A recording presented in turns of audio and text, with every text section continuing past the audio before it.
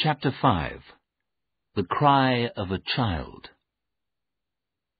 Outside the house, everything was quiet. I looked back once, but I did not see the woman in black. The causeway was dry, but the tide was coming in. The water on either side of the causeway was higher now. As I walked on, I felt very alone. The path over the causeway seemed longer, too. I walked faster. The sky and the water were beautiful in the grey light. Then I saw the sea mist. The sea mist was moving quickly over the marshes. In a few moments, the sea mist covered everything. It was a damp, white mist. It was very different from the yellow fog of London. The mist moved about in front of my eyes. Soon my hair and clothes were wet. Now I saw only a short way in front of me. I looked back. I was not able to see Eel Marsh House. It had completely disappeared in the mist. I walked on very slowly, then I stopped. If I went on, I might walk off the causeway into the deep mud. I decided to go back. But going back was difficult too. The mist was moving all round me. Where was the house? Was I going the right way? I felt very afraid. And then I heard the Pony and Trap. Thank God! Keckwick was coming back for me. I stopped and waited. But now the sounds of the Pony and Trap were going away from me. Now the sound was coming from somewhere on the marshes. What was wrong? Had Keckwick gone off the path? I stood very still. For a moment there was complete silence. Suddenly a pony shrieked with fear. Then I heard a sound I shall never forget. The terrible cry of a child in fear of death. And now the trap was sinking. There was a strange sucking sound. The trap was going down under the mud, and still the child cried out. There was nothing I could do. I shouted, but no one answered. How could I find the trap in that terrible mist? It was impossible.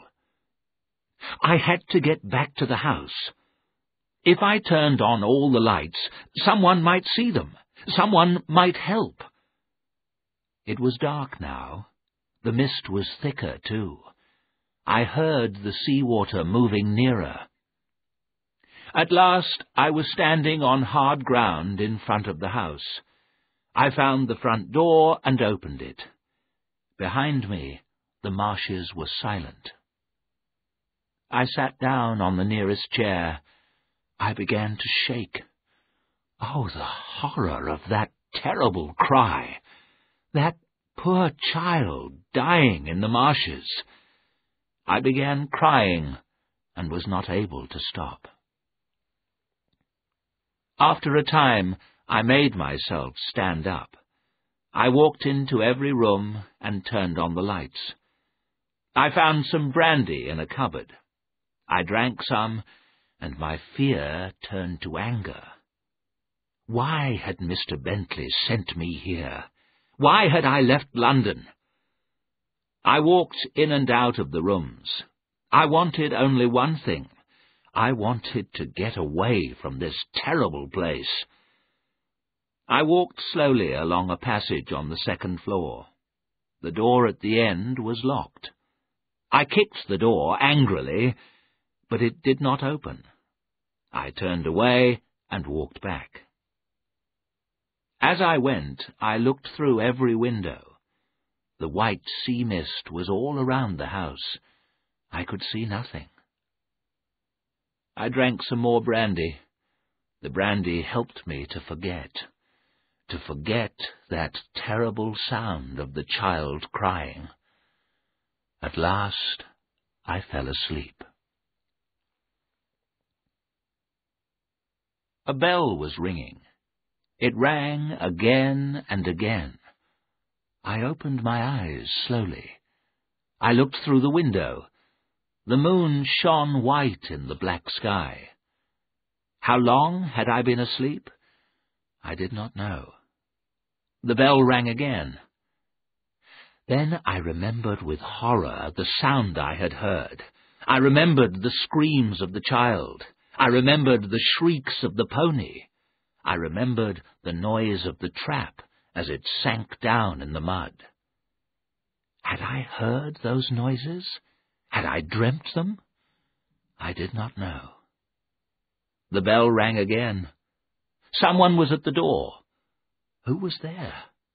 All the lights in the house were on. People had seen the lights and come to help me. I got up slowly and walked to the door. There was only one man at the door. It was Keckwick, and behind him was his pony and trap. They were real, and they were not harmed at all. "I had to wait till the mist cleared," said Keckwick. "And when the mist cleared, the tide was in. I had to wait until the tide went out and the water left the causeway." Then I looked at my watch and saw the time. It was 2 o'clock in the morning. "It's very good of you to come here for me at this time," I said. "I would not have left you to stay here all night," Keckwick said. "No, no, I would not have left you here all night." "How did you get out of the mud?" I began to say. Then I knew. It had not been Keckwick. It had been someone else. But who? Who had been driving on the marshes on a dark November evening? Who? Keckwick looked at me strangely. "You'd better get in the trap," he said. "I'll drive you back."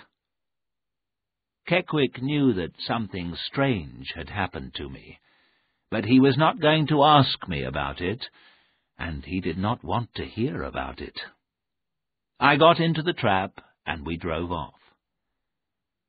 I sat in the trap in a dream of horror and fear. I now knew the truth, but I did not want to believe it. The woman in black was a ghost, and the child was a ghost too. I had seen the woman. I had heard the child. They had died long ago, but they did not rest in peace. The innkeeper of the Gifford Arms had not gone to bed. He was waiting up for me. He let me in without a word. It was after 3 o'clock in the morning when I got to bed. I slept, but in my dreams I heard the cry of a child. I stood once more in the white sea mist, and always near me was the woman in black.